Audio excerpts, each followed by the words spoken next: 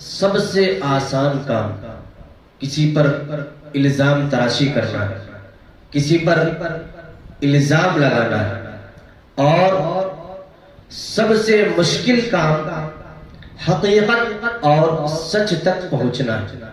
اسی لیے فرمایا اور بتایا بھی گیا، آقا صلی اللہ علیہ وسلم نے احادیث کے اندر بھی فرمایا کہ اپنے عیوب پر نظر رکھا کرو، دوسروں کے عیوب سے بے خبر ہو جاؤ۔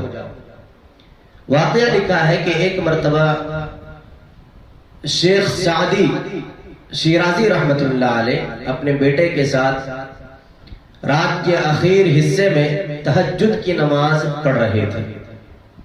باپ بیٹے نے مل کر کے تہجد کی نماز ادا کی، دعائیں کی۔ دعا سے فارغ ہونے کے بعد شیخ سعدی شیرازی کے بیٹے نے شیخ سعدی سے کہا کہ ابو جان، دنیا کے تمام لوگ سو رہے ہیں اور ہم لوگ نماز پڑھ رہے ہیں۔ تو شیخ سعدی شیرازی رحمت اللہ علیہ نے اپنے بیٹے کو بڑا ہی منصفانہ اور بہترین جملہ جو آب زر سے لکھنے کے قابل ہے انہوں نے کہا۔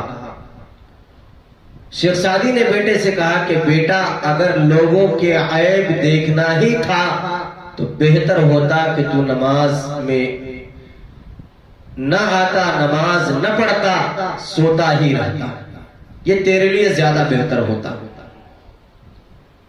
تو یہ تھے ہمارے اکابر، ہمارے اسلاف، جو ہمیشہ اپنے عیوب پر نظر رکھتے تھے، دوسروں کے عیوب سے باخبر رہا کرتے تھے۔